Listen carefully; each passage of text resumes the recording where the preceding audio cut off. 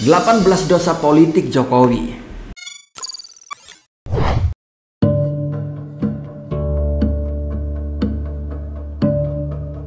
Jadi peta datang ini, abang. Peta datang, kita kaget. Begitu. Ternyata peta ini persis di belakang kampung kita. Jadi yang mirisnya di sana itu, pemetaan terhadap 400 hektar itu termasuk tanah warga, tanah ulayah.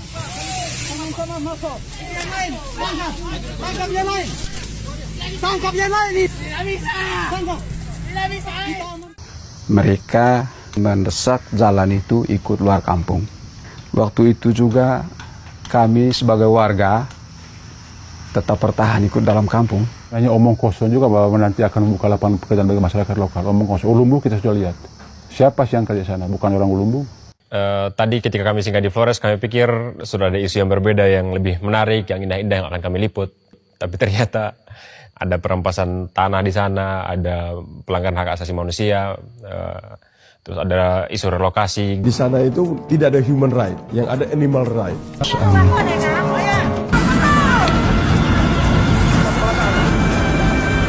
Siap kematian. Halo Sobat Rakyat Jelata, kali ini kita bakal membahas yang seru, tapi juga sangat sedih. Mau nggak mau, di sini kita harus membuka kartu berdasarkan majalah Tempo edisi Minggu 28 Juli 2024 telah mengulas ada sekitar 18 dosa Jokowi selama 10 tahun berkuasa. Di sini disebutkan bahwa dosa-dosa tersebut bukanlah dosa-dosa kecil, tapi dosa yang bikin kita semua tepuk jidat sambil menahan tangis sedih. Yuk, kita kulik satu persatu. 1. Lahirnya dinasti dan oligarki politik. Pertama-tama, mari kita bahas tentang dinasti politik yang dibangun dengan hati-hati, tapi dengan tujuan melanggengkan kekuasaan dari anaknya, menantunya, keponakannya, sampai adik iparnya. Semuanya kebagian kue kekuasaan. Ini bukan drama Korea, sob. Ini realitas yang terjadi di Indonesia. Ketika kita ngomong soal demokrasi, tapi yang muncul malah oligarki. Di sini kita jadi bertanya-tanya, ini negara atau perusahaan keluarga? 2. Pelemahan institusi demokrasi. Selanjutnya siapa yang gak sedih lihat institusi demokrasi yang semakin hari semakin ringkih. Bukannya memperkuat, malah dibikin lemah. Demokrasi yang telah diperjuangkan oleh pahlawan-pahlawan reformasi dengan susah payah, banjir keringat darah, bahkan sampai harus melepas nyawa, sekarang malah kayak diobok-obok. Ingat ya, demokrasi yang kuat adalah pondasi negara yang adil. Tapi kalau pondasinya saja retak, gimana mau bangun rumah yang kokoh? 3. TNI di ranah sipil. Nah, yang ketiga ini kita harus ingat, sob, sejarah nggak boleh terulang.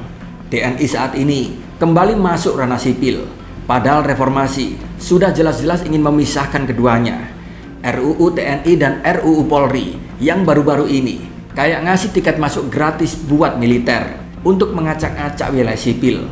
Dan kalau gini terus, sudah tentu kita akan kembali ke zaman Orde Baru. 4. Konflik Papua yang tidak kunjung padam. Papua, oh Papua, konflik yang berkepanjangan yang tak pernah kunjung padam di sana, seakan menjadi dosa yang tidak pernah dicari solusinya. Pemerintah di sini lebih suka tutup mata dan telinga, padahal suara rakyat Papua jelas meminta keadilan.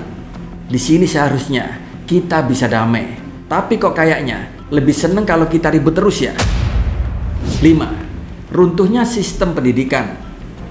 Lalu apa kabar dunia pendidikan kita? Runtuh, sob. Ya, sistem pendidikan yang kita inginkan seakan-akan tinggal mimpi di siang bolong. Bukannya fokus memperbaiki, malah makin amburadul. Kualitas pendidikan pun kian merosot. Bahkan pendidikan pun sudah ditumpangi oligarki. Dulu buku mata pelajaran masih bisa diturunkan ke adik-adik kita yang tidak terlalu jauh beda usia. Tapi sekarang, setiap tahun materi pun selalu berganti hingga menjadi ladang bisnis bagi para oligarki. Tentu saja hal ini sangat begitu memberatkan orang tua. Dan ini pun belum lagi segala pungli-pungli yang terjadi di dunia pendidikan. Kualitas pendidikan bukannya makin baik, malah makin amburadul. Ini nggak cuma bikin kita geleng-geleng kepala, tapi juga ngelus dada. 6. Watak patron klien kepolisian. Kepolisian yang seharusnya menjadi pengayom masyarakat, saat ini seolah malah menjadi patron klien, di mana hukum seharusnya ditegakkan dengan adil, malah jadi ajang main-main kekuasaan. Jadi nggak heran kalau kepercayaan masyarakat, kepercayaan publik saat ini sama aparat, kian hari pun kian luntur. 7. Politisasi kejaksaan. Belum selesai dengan polisi, kini kejaksaan pun ikut dipolitisasi. Di sini makin memperkuat kesan bahwa hukum di negara ini bukan lagi soal keadilan, tapi soal siapa yang punya kuasa. Hukum terkesan tajam ke bawah, tapi tumpul ke atas, kian hari pun kian ketara. 8. Pelemahan KPK. Siapa yang masih ingat KPK dulu? Sebuah lembaga yang begitu gagah berani, tidak pandang bulu. Tapi sekarang, ya, kita semua tahu jawabannya. KPK yang dulu menjadi taring pemberantasan korupsi, sekarang mirip kucing yang kehilangan cakar-cakarnya. Bahkan lembaga ini kerap kali dijadikan alat negara sebagai tempat negosiasi dan politik sandera penguasa. Lawan-lawan akan ditindak, kawan dibiarkan. 9. Kegagalan menangani pelanggaran HAM. Pelanggaran HAM berat yang terjadi selama bertahun-tahun saat ini juga belum dituntaskan. Harapan rakyat untuk melihat keadilan malah kandas di tengah jalan. HAM yang seharusnya menjadi harga mati malah dipinggirkan. Bahkan pelanggar HAM dinaikkan pangkat dan diberi penghargaan sebagai Jenderal Kehormatan Bintang 4. Tapi di sisi lain, keluarga para korban HAM terus menjerit untuk menuntut keadilan. 10. Carut marut APBN. APBN kita, jangan tanya deh. Carut marutnya mengelola APBN di sini jadi bukti nyata betapa berantakannya manajemen keuangan negara. Bukannya dipakai untuk kemakmuran rakyat, malah jadi ajang bagi-bagi proyek dan anggaran tidak jelas lunturungannya. 11. Runtuhnya independensi Bank Indonesia. Independensi Bank Indonesia yang seharusnya jadi benteng ekonomi negara, kini pun terancam runtuh. Ketergantungan pada kebijakan politik membuat BI tidak lagi bebas bergerak untuk menjaga stabilitas ekonomi. Ketergantungan pada hutang Cina. Hutang Cina yang makin menggunung ini juga menjadi dosa besar yang tidak bisa diabaikan. Ketergantungan pada hutang luar negeri, terutama dari Cina ini, bikin kita terjebak dalam lingkaran utang yang sulit untuk keluar. Masa depan negeri ini dipertaruhkan demi pembangunan yang tidak jelas manfaatnya. 13. Pemaksaan pembangunan ibu kota Nusantara. Lalu ada proyek ambisius ibu kota Nusantara yang seolah kayak sangat dipaksakan. Di sini pun rakyat banyak yang mempertanyakan, apa benar pembangunan ibu kota ini prioritas atau cuma proyek mercusuar untuk memuaskan ego politik? Kita semua tahu, rakyat butuh kesejahteraan, bukan ibu kota yang baru yang entah untuk siapa.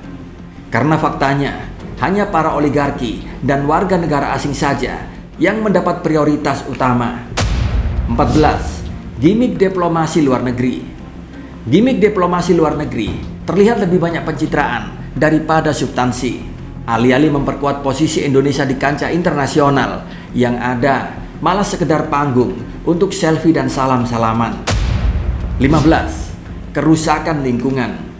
Kerusakan lingkungan yang semakin parah juga tidak bisa dibiarkan. Eksploitasi sumber daya alam tanpa kontrol telah membuat alam kita merana. Hutan yang seharusnya menjadi paru-paru dunia malah menjadi lahan tambang dan sawit. Dan eksploitasi pun sudah sangat memprihatinkan. Tambang-tambang ilegal juga sangat marak terjadi. Sedih nggak sih? 16. Konflik agraria. Konflik agraria yang terus berlanjut, di mana rakyat kecil selalu menjadi korban penggusuran, yaitu demi sebuah proyek besar. Hak rakyat atas tanah makin terkikis, dan yang diuntungkan cuma segelintir orang yang berkuasa. 17. Kriminalisasi atas nama proyek strategis nasional. Kriminalisasi yang dilakukan atas nama proyek strategis nasional juga menjadi dosa yang mencederai hati rakyat Indonesia. Demi proyek yang katanya strategis, rakyat kecil dikriminalisasi, tanahnya dirampas, dan masa depannya dihancurkan. 18. Terakhir, kebebasan sipil yang makin menyempit. Apalagi ada rencana pemerintah akan menerbitkan undang-undang penyiaran. Media-media pun harus setor narasi ke KPI untuk setiap kali publikasi, baik konten, berita, maupun informasi.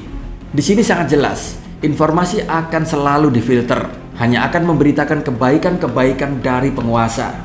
Segala riset dan investigasi tentang keburukan penguasa akan disortir. Di sini pun, rakyat yang ingin bersuara seolah dibungkam. Bisa jadi, kritik akan dihadapi dengan represi. Kebebasan berpendapat yang dulu kita perjuangkan, sekarang pun makin terancam. Itulah sob, 18 dosa besar Jokowi selama 10 tahun memerintah. Bukan dosa kecil, tapi dosa yang bikin kita semua menangis dalam diam. Dan ini bukan soal benci dan suka, tapi soal masa depan negeri yang kita cintai. Ingat sob, suara kita di sini masih berharga. Jangan biarkan suara rakyat kecil tenggelam di tengah hiruk pikuk kekuasaan. Sekian dulu ya video ini. Terus kritis, terus suarakan kebenaran untuk sebuah perubahan. Karena Indonesia ini milik kita, bukan milik segelintir orang. Salam dari rakyat jelata.